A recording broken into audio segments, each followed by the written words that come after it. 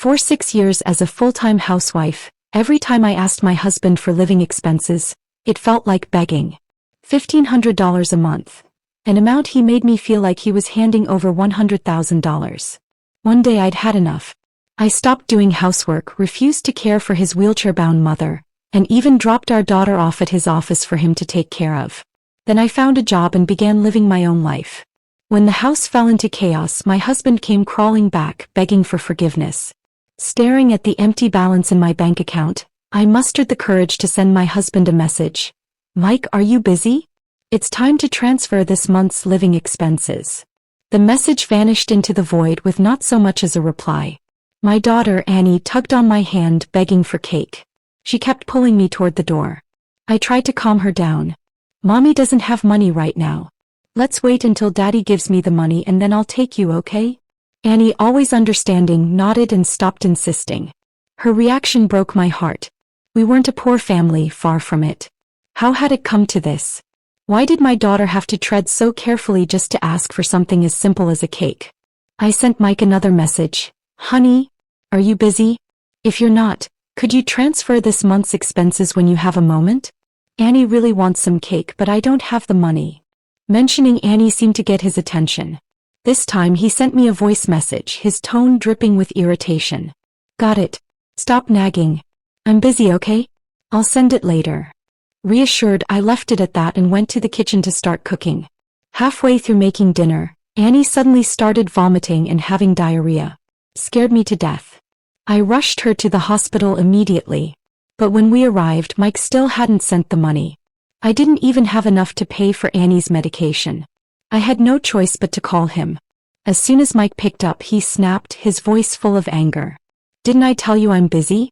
What part of that don't you understand? You're like a debt collector. So annoying. I'll send the money when I have time. Stop bothering me." Then he hung up on me. I stood there in shock, my phone still pressed to my ear. A wave of frustration and helplessness washed over me, and tears started streaming down my face. How had my life come to this? I thought back to when I first met Mike. We'd been introduced through mutual friends and it was love at first sight. At the time, Mike's career was just taking off. We got married quickly and moved in with his mother, Susan. Susan had been wheelchair-bound for years. Her condition had made her temper volatile, and most housekeepers couldn't stand working for her. Mike, focused on advancing his career, had asked me to quit my job and become a full-time housewife. This way I could manage the household and take care of his mother. He'd promised me that if I stayed home, he would hand over his entire salary, making me the true mistress of the household. In the beginning, he kept his promise. He handed me his paycheck every month without fail. But over time, he began making excuses. He needed money for business entertainment, to maintain relationships with his superiors and so on. Eventually, he took the salary card back. From then on, he only transferred a few $1,000s to me each month for household expenses. At first, it was $4,000 or $5,000. Then it dropped to $3,000. Eventually, it dwindled to $1,500. Now, even with such a small allowance, he would delay transferring the money. Like today, I'd already asked him twice and he still hadn't sent it. Without that $1,500, I was utterly powerless. I couldn't even afford medicine for my child. I swallowed my pride and borrowed a few $100s from a friend to cover the emergency. When I got home, Mike and Susan were waiting. They didn't ask about Annie's condition. Instead, they berated me, loudly and mercilessly. When I got home, Mike wasn't back yet. But his mother, Susan, who had been napping all afternoon, was wide awake and furious. The moment she heard me come in, her voice echoed through the house, sharp and cutting. "You worthless woman. Where have you been? Get in here and take care of me." Swallowing my frustration, I helped Susan out of bed and into her wheelchair, then wheeled her into the living room. She glanced around, noticing the empty house, and her anger flared again. "It's this late and you haven't made dinner? What are you even doing? Mike will be home soon. Are you planning to starve him? All you do is laze around here. Honestly, I don't even know why my son married you." Her insults barely registered anymore. After years of hearing the same words, I had grown numb. When I first married into this family, Susan had been just as harsh. Back then, her words would send me running to Mike, crying and pleading for him to intervene. But Mike never truly stood up for me. Instead, he would soothe me with kind words or buy me small gifts to calm me down, never once attempting to confront his mother. She's in a lot of pain because of her condition, he would explain. That's why she's irritable. Please try to be patient, for my sake. And so I endured. Year after year. Mike came home not long after. At dinner, I worked up the courage to ask him again. Honey, can you send me this month's living expenses now? I'm out of money and I need to buy groceries tomorrow. Instead of transferring the money, Mike responded with a sarcastic sneer. You women have it so easy. You don't even have to work. You just sit at home waiting for the men to bring in the money. Then as soon as the month starts, you nag nonstop. Do you have any idea how hard I work to earn that money? He said it as if I had chosen not to work, as if I had always been this dependent. I had quit my job to become a housewife because he begged me to. As if his words weren't enough, Susan chimed in, throwing fuel on the fire. Exactly. My son works so hard every day and you're always pestering him for money. You think he's made of money? You should learn to spend less. I tried to reason with them. I've been budgeting as tightly as I can. $1,500 a month barely covers groceries, utilities, and Annie's snacks. Mike slammed his plate down, cutting me off. What do you mean $1,500 isn't enough? How much more do you want? You greedy woman. Every word felt like a dagger, each one stabbing deeper than the last.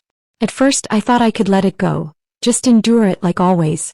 But then Susan crossed the line. While picking at her food, she muttered, "And that useless little girl of yours, why are you wasting money buying her cake? What's the point? You'd be better off saving that money to help my son." That was the breaking point. I couldn't hold it in any longer. Enough. I shouted, slamming my plate upside down on the table. Turning to Mike, I yelled, "You act like $1,500 is a fortune, like I'm asking for millions. You tell me not to nag you, but you never send the money unless I do. Do you know how humiliating it is to have to borrow money just to take Annie to the hospital?"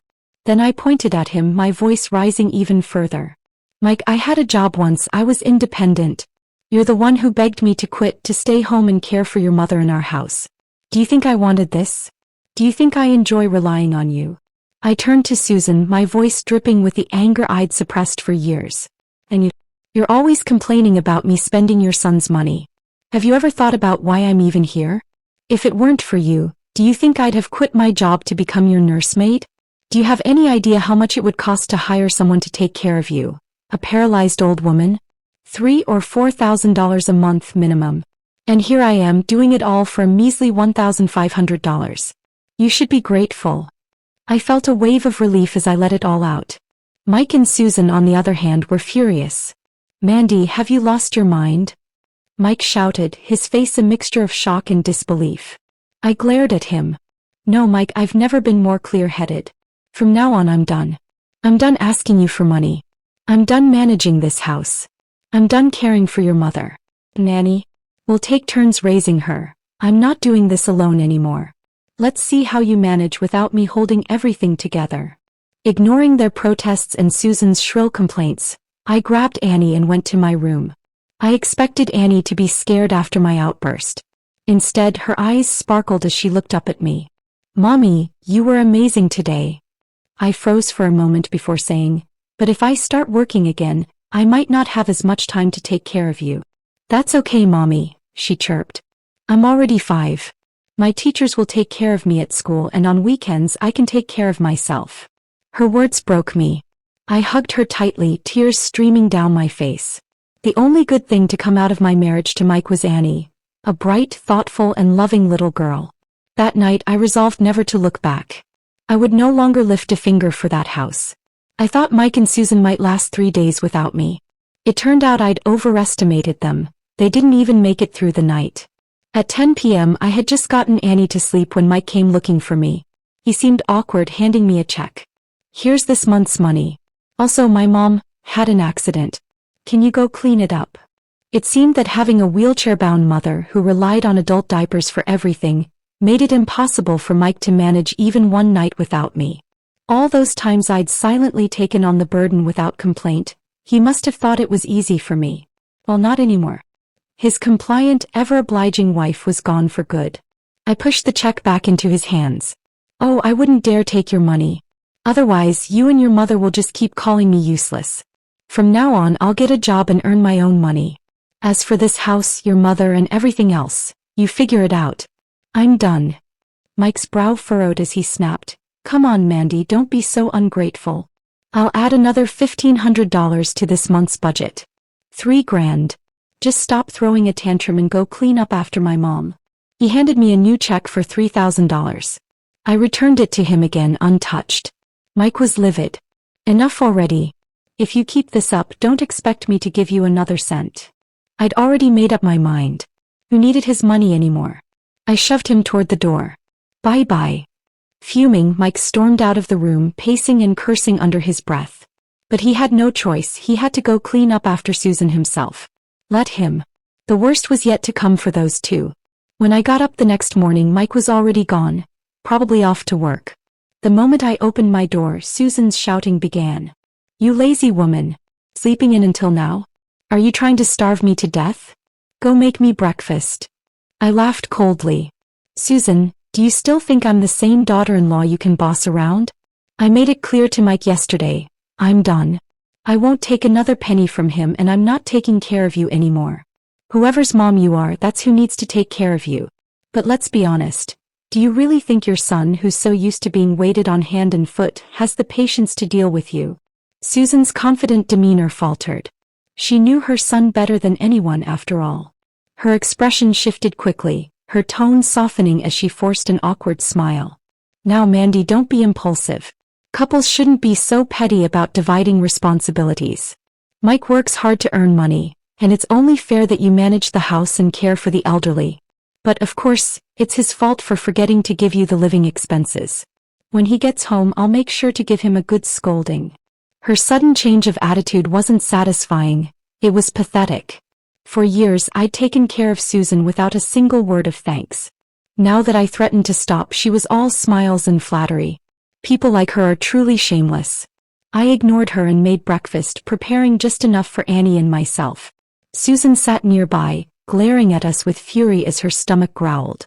Her face turned green with anger. "You cruel, heartless woman. Are you trying to starve me?" "Don't pin this on me," I replied calmly. "I told Mike last night I'm done taking care of you. He knew and still left you alone at home. If anyone's trying to starve you, it's your precious son, not me." After breakfast, I took Annie and left the house. If Mike wanted to keep claiming that I did nothing all day while he slaved away to earn money, let him handle everything without me for a while. Let's see how long he can last for taking care of his daughter at work today. At Mike's office, I walked straight in and up to his desk. The moment he saw me, his face darkened. He didn't wait for an explanation and launched into an angry tirade. "My mom just called and said you only made breakfast for yourself and Annie," completely ignoring her. "Mandy, what's your problem?" I met his glare calmly and replied, "I believe I made myself very clear last night. I'm not taking another dime from you, and I'm done taking care of your mom. Do you not understand plain words?" Mike, clearly conscious of his colleagues nearby, lowered his voice but couldn't hide his irritation. "Then why are you here? Can't you see I'm busy?" "Oh, so only you get to be busy?" "Let me tell you, Mike, I'm busy too. I'm busy looking for a job. Since we're heading toward an equal partnership marriage, it's only fair we share parenting duties equally. I don't owe you anything. I took care of Annie yesterday. Today she's all yours." As if on cue, Annie let go of my hand and ran over to Mike. "Daddy, it's your turn to take care of me today. Mommy needs a break." Mike's face flushed with frustration. "Mandy, are you insane? What do you expect me to do, bring a child to work? How does that look?" "That's your problem to figure out," I said firmly, shrugging off his attempt to grab my arm as I turned and walked out the door. After leaving Mike's office, I went straight to a domestic staffing agency to look for a job. My qualifications weren't anything special, and years as a full-time housewife had left me out of touch with the professional world. At my age, it was unlikely a corporate job would even consider me. But housekeeping? That was my forte. To my surprise, I aced 2 interviews. Both agencies were impressed with my skills and assured me they'd contact me for trial assignments as soon as a suitable family needed help. Walking out of those interviews, I felt a renewed sense of hope for the future. If I was going to do housework anyway, I might as well do it for people who valued it. At least I'd earn my paycheck without enduring the indignity of being called lazy or useless. Just as I was brimming with optimism, my phone rang. It was Annie and she was crying.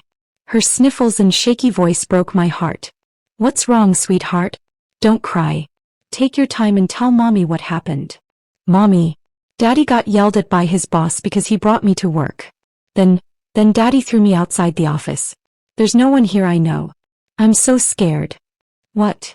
"That bastard Mike had abandoned our daughter just because he couldn't handle the consequences of his own actions." Panicking, I rushed to find her. When I finally found Annie, safe but frightened, I let out a sigh of relief. Her tear-streaked face made me want to scoop her up and comfort her. But I stopped myself. If I gave in now, Mike would only use this tactic to manipulate me in the future. An idea sparked in my mind, a way to teach Mike a lesson he wouldn't forget. Calming myself, I dialed the police. "Hello, officer. I'd like to report a case of child abandonment. Could you please come immediately?" The mention of a child being abandoned prompted a swift response. The officers arrived at the scene in no time. A kind female officer comforted Annie, gently calming her down. Using the information Annie provided, they quickly identified Mike as her father. When the police showed up at Mike's office, he was caught completely off guard. His face turned pale as he stammered, "This is a misunderstanding. How could I abandon my own daughter? She was just being naughty, so I left her outside to reflect for a bit." The officer's tone was stern. "Naughty or not, you can't leave a child that young outside unattended. What if something dangerous had happened to her?" Sensing the perfect opportunity, I rushed in, playing my part to perfection. "Mike, you bastard. How could you leave Annie outside like that? What do you expect me to do? I've given you everything. I bore your child, raised her, and cared for your paralyzed mother. And you can't even give me $1,500 a month for living expenses." I wailed, my voice rising. "Fine, you won't give me money. I went out to find a job myself. But I step away for just a little while and you throw our daughter out like trash? She's your own daughter. Are you even human?" Mike's colleagues, already curious about the commotion at the entrance, now had front row seats to the drama. My outburst only fueled their interest and they openly gathered to watch. Mike was panicking now, visibly sweating. "I didn't refuse to give you money. Stop making things up. Let's go home and talk about this." But I wasn't letting him off so easily. Right there, in front of everyone, I pulled out screenshots of our past messages, displaying how I'd begged him for money while he responded with impatience and disdain. "Everyone, please judge for yourselves. Before I married him, I had a job and was financially independent. But he begged me to quit so I could take care of his paralyzed mother in our home. And now look at how he treats me." My tearful accusations, combined with the undeniable evidence, struck a chord with the onlookers. Sympathy quickly turned into disgust for Mike. His colleagues, male and female alike, watched with expressions ranging from pity for me to outright disdain for him. Even his male coworkers looked embarrassed to share a workplace with someone like Mike. Now visibly cornered, Mike stepped forward, trying to grab my arm. I shrank back dramatically, hiding behind the police officer. Don't hit me. I'll stop, okay? Please don't hit me," I cried, feigning fear. The female officer immediately stepped in, shielding me. "Sir, not only did you abandon your child, but now you're trying to assault your wife? You'll need to come back to the station to give a full statement." And just like that, both Mike and I were escorted to the station to make statements. His humiliation was complete. At the police station, Mike managed to get released only after repeatedly promising the officers that he would never abandon his daughter again. On the way home, he kept his temper in check, but as soon as we stepped inside, he exploded. "Mandy, are you out of your mind? You barged into my office and caused a scene. Who do you think you are? If you cost me my job, how are you planning to survive?" I met his anger with calm defiance. "You don't have to worry about that. I'll have a job soon enough." His laugh was full of disdain. "Oh please.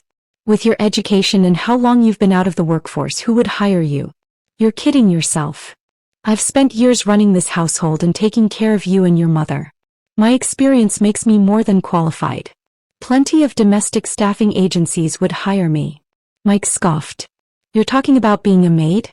That's your big plan? Do you even realize how humiliating that is?" I couldn't help but laugh at his hypocrisy. What's humiliating about earning an honest living? At least when I work for someone else, they'll respect me and pay me fairly. As a maid, I'd make $7,000 a month. Compare that to the $1,500 you begrudgingly give me while treating me like dirt. I'd say it's a win for me. Before we could continue arguing, Susan interrupted us. Mike, stop fighting and make me some food. I haven't eaten all day. Mike waved his hand dismissively and took a deep breath to calm himself. Fine, I'm done arguing. Just go make dinner already. Mom and Annie are hungry. I was hungry too, so I headed to the kitchen without another word. But when dinner was ready, I only made enough for myself and Annie. As I placed the food on the table, Mike tried to help himself, but I stopped him.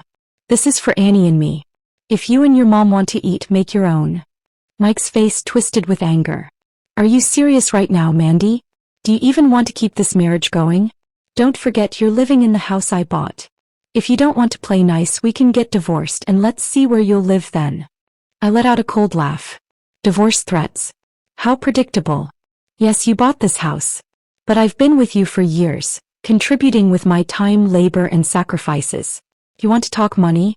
Fine, let's talk money. Do you know how much a full-time caregiver costs these days? $5,000 a month. And if they have to care for someone disabled, it's even more. You've barely given me $3,000 a month for all these years.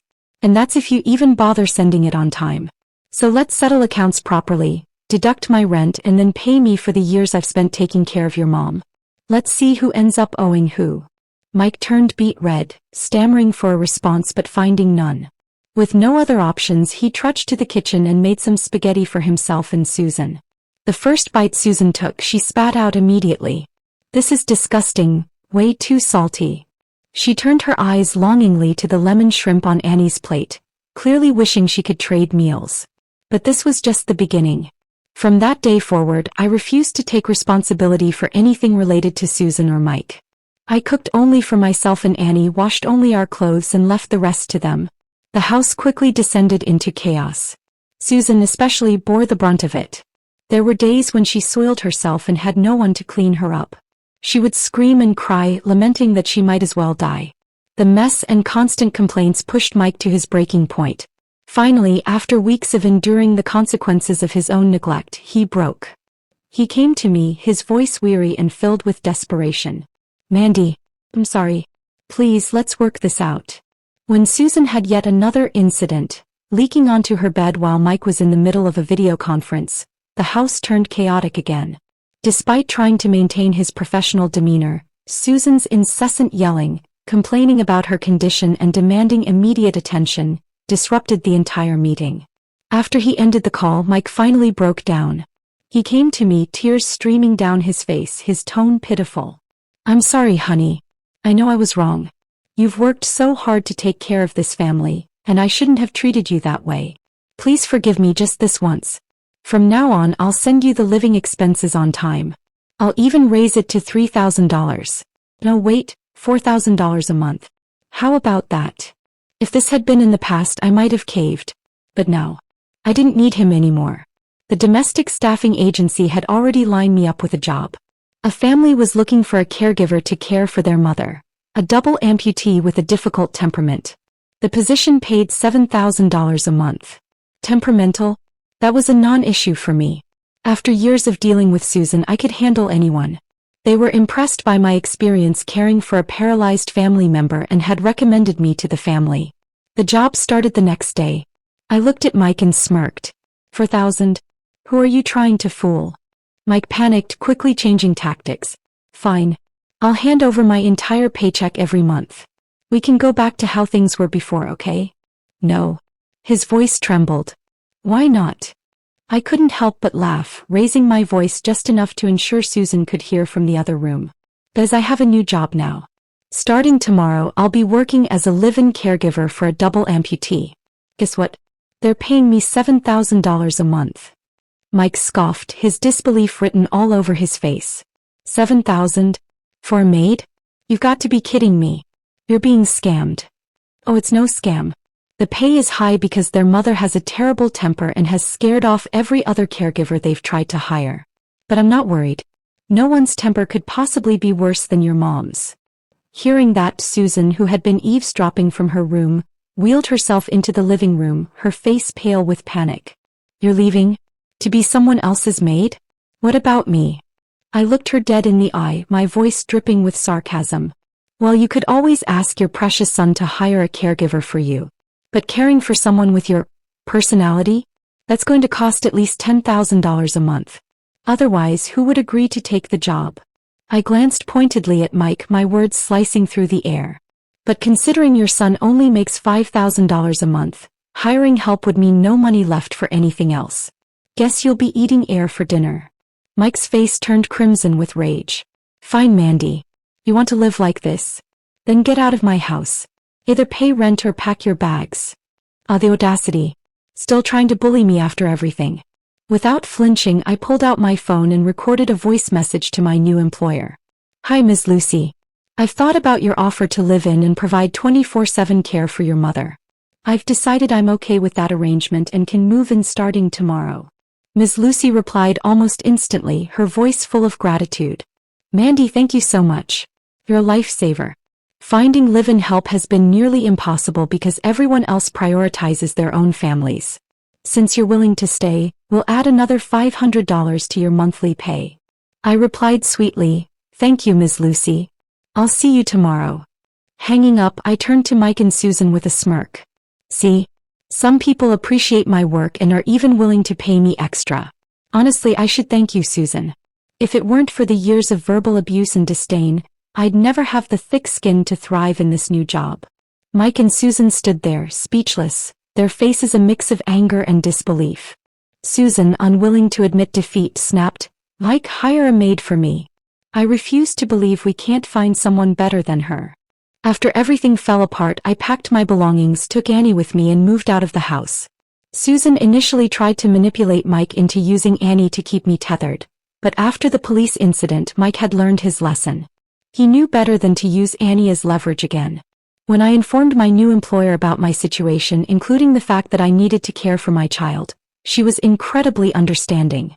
She agreed that I could bring Annie with me to live at the house so long as Annie wouldn't disrupt the caregiving duties. To show my gratitude, I offered to forego the additional $500 raise she had promised for my live-in arrangement, stating that having a stable place to live with my daughter was enough. With that, Annie and I settled into a new, peaceful routine. Meanwhile, back at Susan's house, things were chaotic to say the least. My neighbor, who had become my eyes and ears on the situation, regularly updated me with amusing reports of Mike and Susan's ongoing struggles. Mike, desperate for help, had hired a cheap maid to care for Susan. At first, things seemed to be going okay. But knowing Susan as I did, I knew it wouldn't last. Sure enough, Susan quickly started nitpicking the maid's work, complaining about the cooking, criticizing how she was cared for, and making passive-aggressive remarks. It didn't take long for the maid to reach her breaking point and quit. Mike was forced to hire another, more experienced and higher-paid caregiver.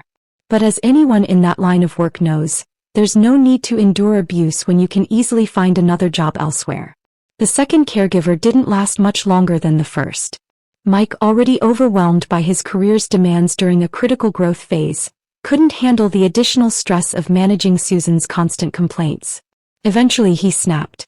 When the second caregiver resigned and Susan criticized him for being useless at finding someone competent, Mike stormed home after work and unloaded on her.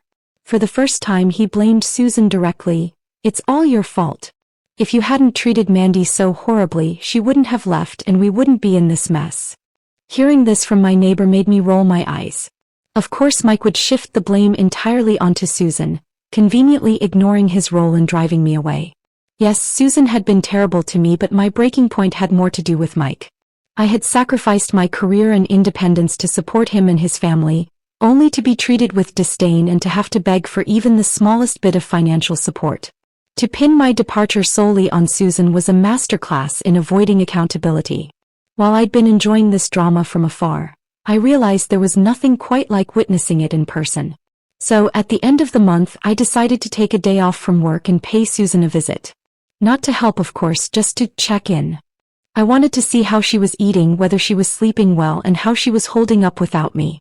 After all, who better to evaluate the consequences of her choices than me?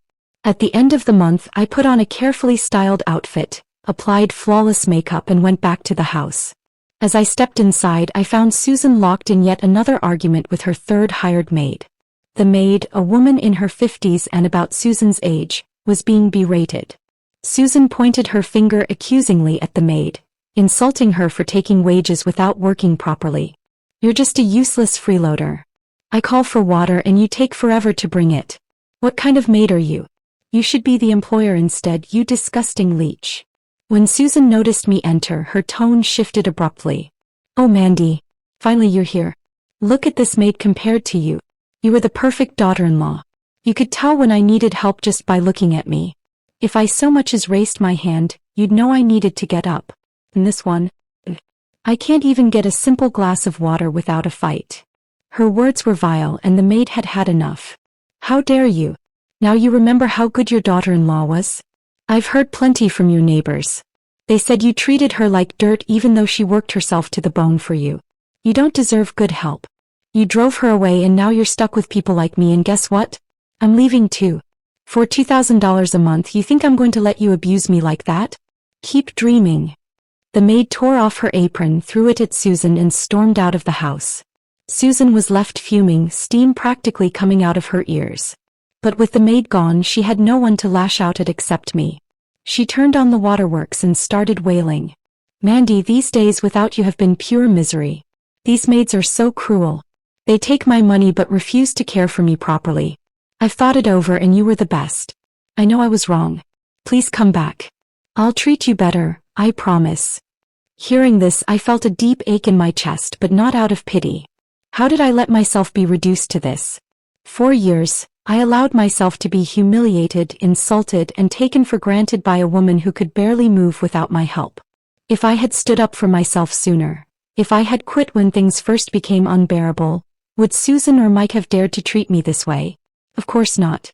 I realized now that it was my own lack of self-respect that had given these people the power to mistreat me. Ignoring Susan's pleas, I went straight to my room and started packing the remaining items for Annie and me. This house would never be my home again. Once we were fully moved out, I planned to file for divorce. I needed to cut ties with Mike and Susan completely and start fresh. Susan must have sensed my intentions because her panic escalated. "What are you doing? Where are you going? Are you just going to walk away from your husband and me?" I didn't answer. I simply continued packing. My silence drove her into a fit of rage. "I knew it. You're a selfish woman.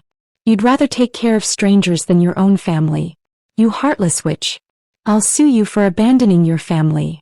That did it. I couldn't hold back anymore. "Sue me? Go ahead. Let's see what the court thinks. I spent 6 years slaving away in this house taking care of you, only to be insulted and degraded every single day. You think the law will side with you, an abusive, petty old hag. You..." Susan stammered, her voice trembling with fury. "Don't you dare." I snapped. "If you ever insult me again, I swear I'll slap you so hard you'll think twice before opening that mouth.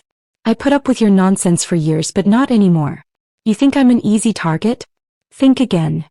For once, my words left her speechless. I was nearly done packing when I noticed 2 of Annie's favorite Barbie dolls on the balcony. I walked over to grab them.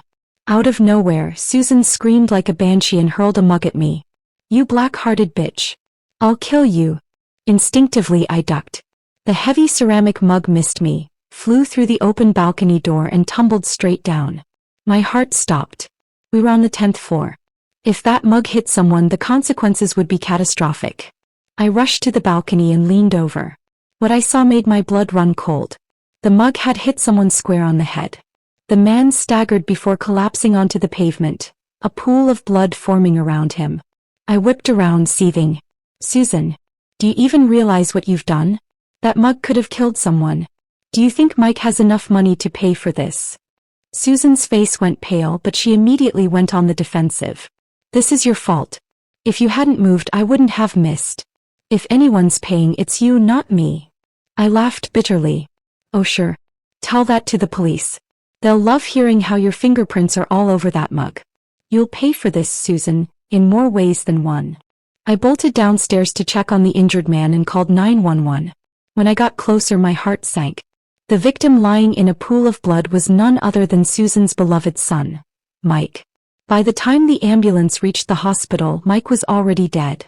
The mug Susan threw from the 10th floor struck his head directly, killing him instantly. When the news reached Susan, she broke down into hysterics, her face wet with tears. "My son, my poor boy. How could this happen to you? What am I going to do now without you? My son." Her wailing echoed through the hospital hallways. But as her grief turned to rage, her tear-streaked face twisted into hatred. She pointed a trembling finger at me.